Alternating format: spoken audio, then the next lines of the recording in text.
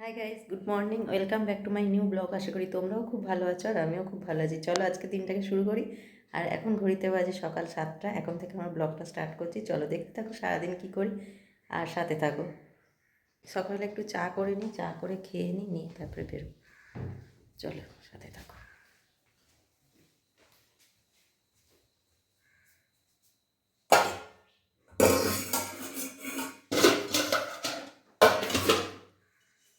চা খেয়ে বেরিয়েই পড়লাম, তাড়াহুড়োর মধ্যে সেটা আর দেখানো হলো না, তাই বাসে উঠেই দেখালাম যাব স্টেশন। চলে এলাম ট্রেনে, এবারে বেরোবো। এই যে আমার সাথে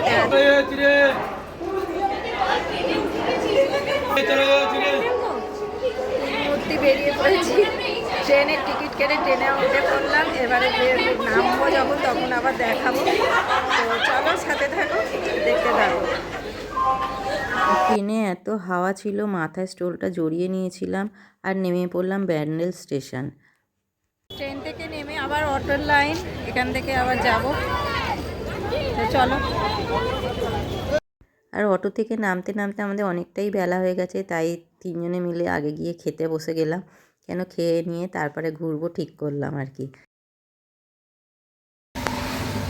হাই কর। আর খাবারের মধ্যে নিয়ে নিলাম কচুরি, মানে কড়াইশুঁটির কচুরি ছিল দোকানে দেখলাম, আর ঘুগনি ছিল। আর অন্য কিছু ছিল না। মিষ্টি খুঁজেছিলাম, পাইনি। আরও অন্য কিছু মিষ্টির ধরনও বললাম, সেগুলোও ছিল না। তো কি করব, এগুলোই খেতে বাধ্য। আর খিদেও পেয়েছিল, তাই খাবার ছেড়ে অন্য দোকানেও যায়নি, আগে খেয়ে নিলাম, তারপরে ভাবলাম ঘুরবো। তো আর আমরা খাওয়া দাওয়া করে রাস্তায় বেরিয়েই পড়লাম, কেন রাস্তার সামনেই দোকান ছিল যেহেতু।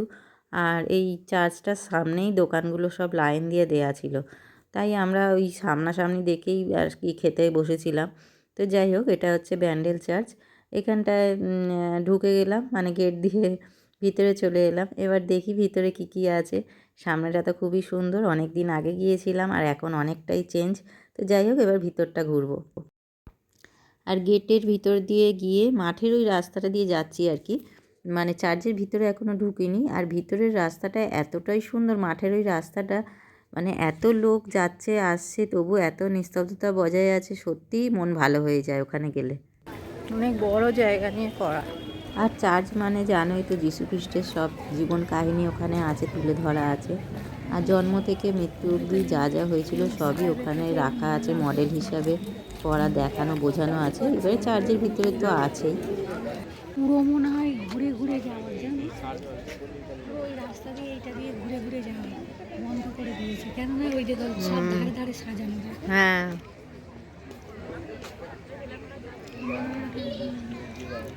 মনে হয় ওই যে গাছটা বসিয়েছে ওটা মেয়েরই। আর সামনের ওই মাঠের ওই বাগান মতোটা, ওর ভিতরে না আগে যাওয়া যেত, এখন আর যাওয়া যায় না, তাই আমরা ওখানে দাঁড়িয়ে দাঁড়িয়েই দেখছিলাম আর কি, মাঠের ভিতরে কি সুন্দর করা আছে। পুলিশ বিদ্ধ করেছিল আর মা ঘরের মধ্যে ফেলেছে যাচ্ছে।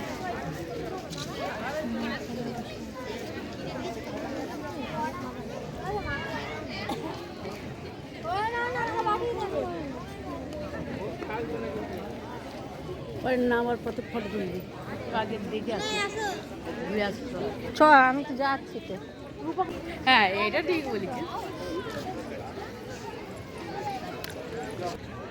একটা যেন সত্যিকারের দেখে মা বসিয়ে আছে। তুমি এখান থেকে তুললে ওর মা কিন্তু ভিতরে রয়েছে।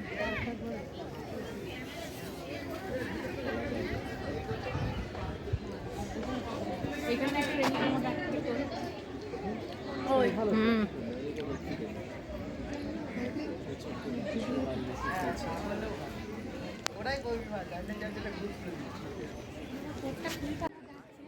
আর এবার যাব চার্চের ভিতরটায়, দেখা যাক ভিতরটায় কি আছে। এতক্ষণ বাইরে ঘুরলাম, এবার যাব ভিতরের দিকে। চলো।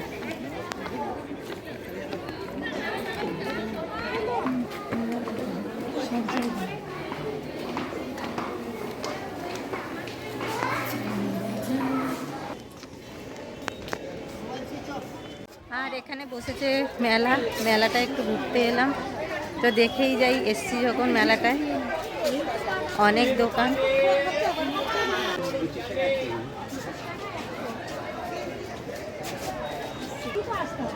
এখানে লাইন দিয়ে দোকান বসেছে, জায়গাটা শর্ট ঠিকই কিন্তু লাইন দিয়ে দোকান বসেছে, অনেক কিছু দোকান আছে। ফুচকার দোকান দেখছি লাইন দিয়ে দেয়া।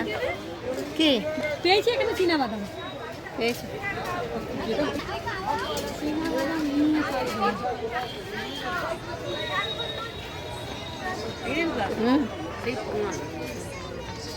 কি পান?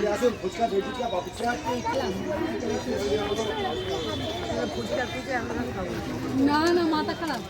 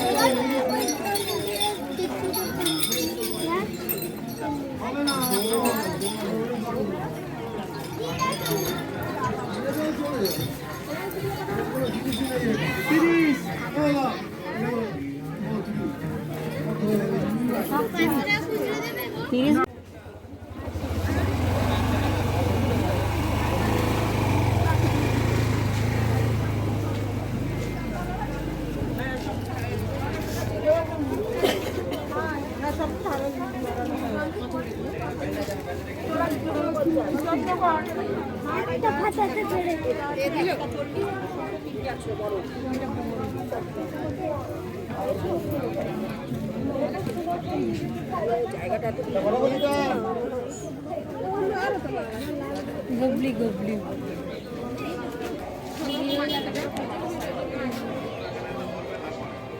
শাড়ি পরা। আর পুরো একটা মাঠের পাড়ে মেলা, দেখো এত ভালো লাগছে, পুরো গঙ্গার পাড় এটা, জানো কি? আরে এখানে সময় নষ্ট করবো, কটা বাজলো? হ্যাঁ না ও সেই মাথা অব্দি চয় না, না না এসে গেলে এখানটা সময় দেখলে হবে, একটা জায়গায় ঘুরে শেষ করো। দেখো দুপুরে খাওয়া আইটেম ঠিক আছে, পরিষ্কার করে এক জায়গায় গেলে খাবারের দোকান পায় না। বাবা সেদিনকার আমাদের না কষ্টই হয়েছে জানো, আর লাস্টে বল দিল সে বাবা সত্যি এখানে কত খাবার, এক প্যাকেট কিছু কিনে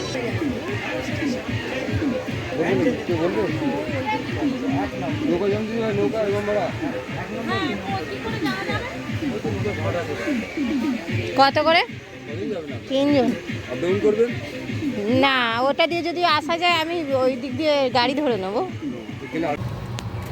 আমরা এখান থেকে টোটো ধরে নিলাম, নিয়ে কচুরিগুলো যাবো ভালো ছিল দোকানটা। বাড়ি ওইখানটায় দেখতে। ওখান থেকে আর একটা জায়গা আছে সেখানে যাওয়া যাবে, গেলে ওটা দেখিয়েই দেবো, কিন্তু হাত আমার নড়ছে বলে ছবিটা লাফাচ্ছে। যাই হোক, পরে দেখাচ্ছি।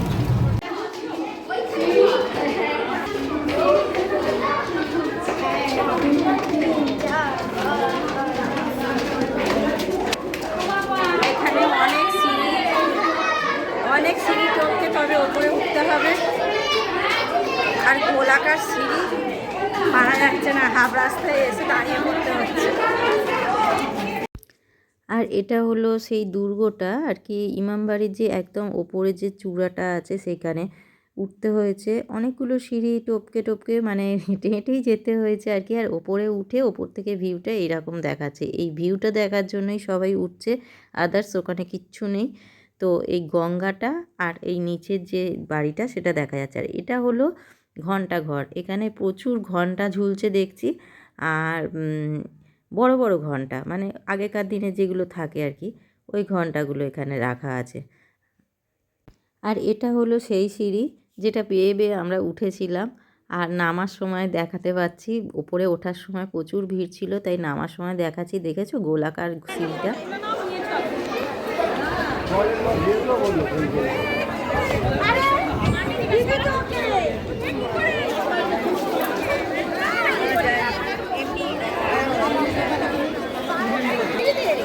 আর এটা হচ্ছে ইমামবাড়ি বলে যে জায়গাটা, সেইটা এখানে চলে এসেছি পুরো একদম পুরো বাড়ির মতো, রাজপ্রাসাদের মতো।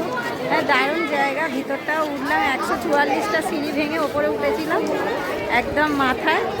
আর কিছুই নেই, ওপর থেকে নিচের দৃশ্যটা দেখার জন্য সবাই যাচ্ছে, আমরাও গেছিলাম, ভালোই লাগলো। এবারে যাবো অন্য জায়গায়।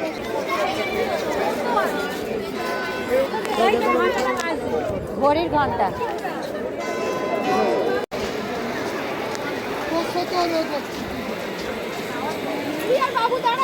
আর ওখান থেকে আমরা আবারও টোটোয় উঠে গেলাম আর একটা জায়গায় যাওয়ার জন্য। ওর একটু দূরেই আর একটা জায়গা আছে, খুব সুন্দর মন্দির বলল। আর এখানে না শুধু আম বাগান, এখানে নাম করা না আম নাকি পাওয়া যায় শুনলাম, যেটা দুটো সাইডে খালি বড় বড় আম গাছ, দেখতে এত সুন্দর লাগছে বাগানগুলো না, কি বলবো। আর পিকনিক স্পটও আছে সাইডে সাইডে, সেগুলোও ভাড়া দেয়া, আর সেগুলোও খুব গান বাজনা চলছে, আনন্দ করছে। আবারও চলে এলাম আর একটা জায়গায়, এটা লাহিড়ী বাবা বলে জায়গাটার নাম। এটা নাকি নতুন হয়েছে, ভিতরে বাগান টাগান রয়েছে সুন্দর সুন্দর, আর ভেতরে মন্দিরও আছে। আমরা বুঝতে পারিনি যে ভিতরে একটা বিরাট মন্দির আছে। সামনেটা দেখে ভাবলাম এখানে সেরকম কিছু হয়তো দেখার নেই। তারপরে আস্তে আস্তে যখন ভিতর দিকটায় ঢুকছি তখন দেখছি না, সুন্দর সুন্দর জিনিস আছে এখানে দেখার মতো। তো আগে গেলাম বাঁ দিকটায় ঘুরে নিলাম, তারপরে যাব আবার ডান দিকের দিকে। আগে এই দিকটা দেখে নিই। এত সুন্দর সুন্দর, দেখো কি সুন্দর সুন্দর মন্দির, এই মডেল করা। বলে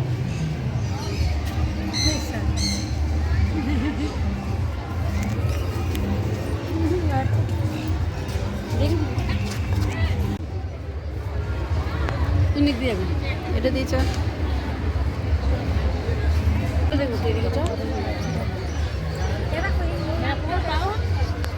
ভিতরে ঢুকতে দেয়, বুঝেছো? বন্ধ আছে।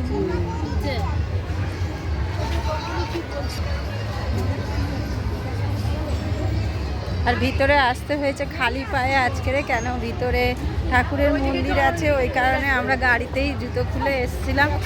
আর এখানে খালি পায়ে ঘুরতে হচ্ছে, কিছু করার নেই। ভেতরে এসে দেখলাম একটুখানির জন্য আমাদের জুতোটা খুলতে হচ্ছে, নাহলে জুতোটা পরে এলেই হতো।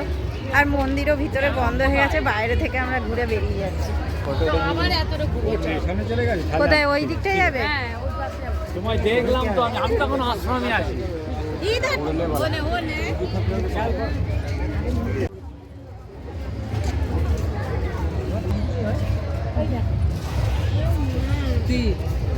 কি সুন্দর লাগছে, ভালো তিনটা দেখেছিল, আমি সবই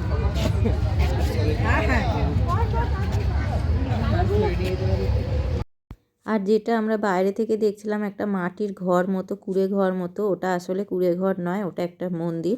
আমরা বাইরে থেকে দেখে চলে যাচ্ছিলাম, তারপরে দেখলাম যে না, খুললো গেটটা।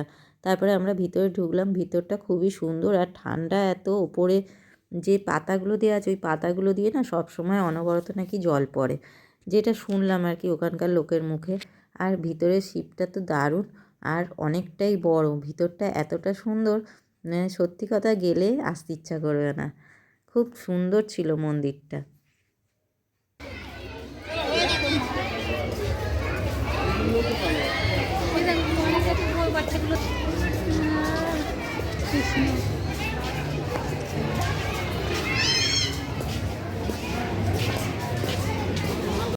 আর এটা হচ্ছে সেই বড় মন্দিরটা, বাইরে থেকে দেখতে খুবই সুন্দর লাগছে।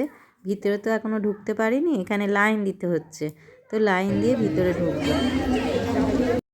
আর মেন গেট দিয়ে ভিতরে ঢুকলাম, যদিও বা ভিতরে ঢুকেও আবার লাইন। আর মন্দিরের ভিতরে ঢুকে একদম যখন একদম ভিতরে যে মন্দিরটা ঢুকতে গেলে পা ধুয়ে, ওখান দিয়ে না সবসময় অনবরত জল যাচ্ছে, পা ধুয়ে ভিতরে ঢুকতে হবে, আর মাথায় কাপড় দিয়ে।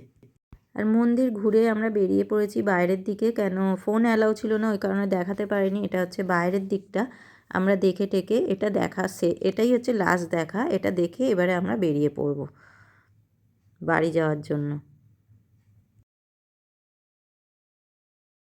আর ওখান থেকে ঘুরে চলে এলাম অটো ধরে ট্রেনের স্টেশনে। আর এখানে পিয়ারা বিক্রি হচ্ছে দেখে কিনেও নিলাম, নিয়ে এবার ট্রেনে উঠবো। সবাই ভালো আছে। হাই ভালো হাই হাই ঝাল লেগেছে, এখন আমার ঝাল লাগছে। ভালো লাগবে আমি জলটা খেলাম তাহলে বুঝে থাকবে মুখটা ছাড়লো আর আমরা নেমে পড়লাম হাওড়া স্টেশনে, প্ল্যাটফর্ম ধরে হাঁটতে লাগলাম বাস স্ট্যান্ডের দিকে। তো বাস স্ট্যান্ডটা তো একটু হেঁটে যেতেই হবে, তারপরে বাসে উঠব। আর বাস স্ট্যান্ডে এসে আমরা বাসটা পেয়েও গেছি। আর কি করব, দেরি তো আছে। অবশেষে বাসটা ছাড়লো অনেকক্ষণ পর। তো বাসে তো এবার বসে থাকতেই হবে এখন 1.5-2 ঘন্টা ধরে।